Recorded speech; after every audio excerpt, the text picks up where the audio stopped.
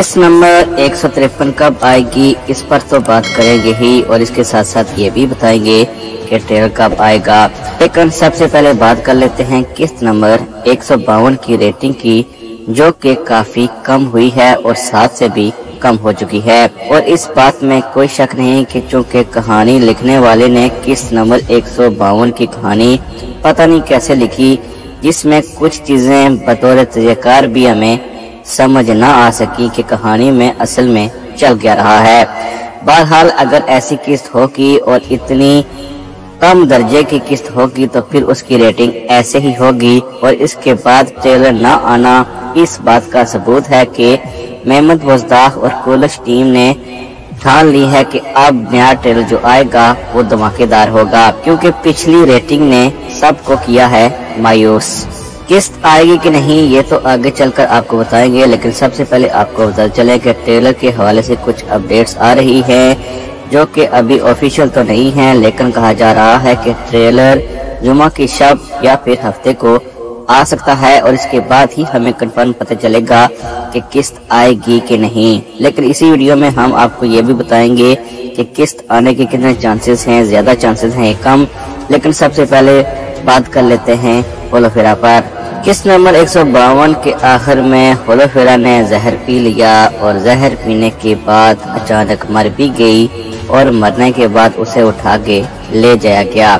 यानी आप देख सकते हैं कि उसकी हाला को कुछ नहीं कहा गया, हालांकि जहर लाने वाली हाला है, और होलोफेरा ने माना है कि उसने जहर दिया है।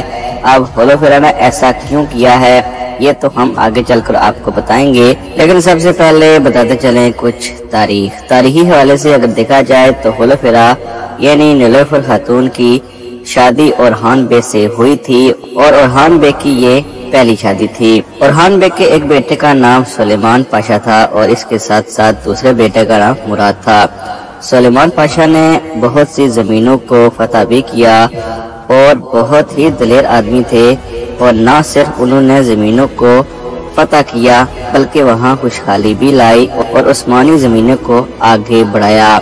लेकिन ओरहान बे की जिंदगी में ही उनकी मौत हो गई, और वो चल बसे।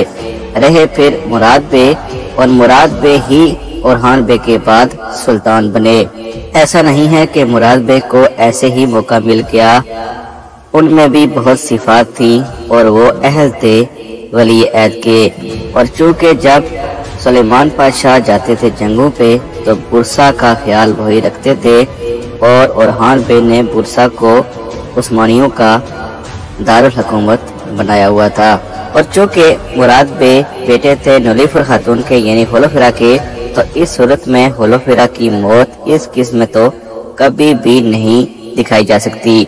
यकीनन ये एक मंसूबा है, और ये मंसूबा यकीनन मरण खातून, ओरहान बे, अलाउद्दीन बे, बाला खातून और उस्मान बे का ही है। जैसा कि पिछली एपिसोड में आप जानते हैं कि जब अलाउद्दीन बे और बाला खातून बातें कर रहे थे, उस वक्त इमरान तकीन की जासूसा भी उन्हें देख रही थी।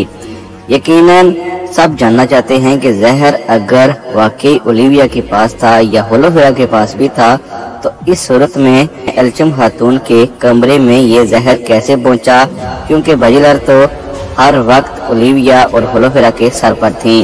तो इससे उस्मान बे और सब ने यही जाना कि कोई न कोई ऐसा शख्स यानी शहर और महल के अंदर मौजूद है जो इनकी मदद कर रहा है। अगर उसे पकड़ा जाए तो इस सूरत में पहुंचा जा सकता है कि असल में एल्चम खातून को कत्ल करने का इरादा कौन रखता है। और जाहिर है जब बाला खातून मालूम करेंगी कि औरतों में से कौन नई आई है, तो यकीनन फातिमा ही वो होगी जो बताएगी कि एक नई खातून आई है, लेकिन वो ना सुन सकती है ना बोल सकती है। इसलिए अगर उसका पीछा किया गया तो वो जरूर पकड़ी जाएगी। और रही बात होलोफेरा की, तो होलोफेरा ने जहर पिया नहीं है, बल्कि ओरहान बे जब उससे जिंदान में मिलने के लिए गए थे तो उन्होंने उसे कहा होगा कि जब आपको कोई चीज दी जाए पीने के लिए तो आप मरने का बहाना कर लेना। मुमकिन ये भी है कि होलोफेरा को इसका इल्म ना हो, बल्कि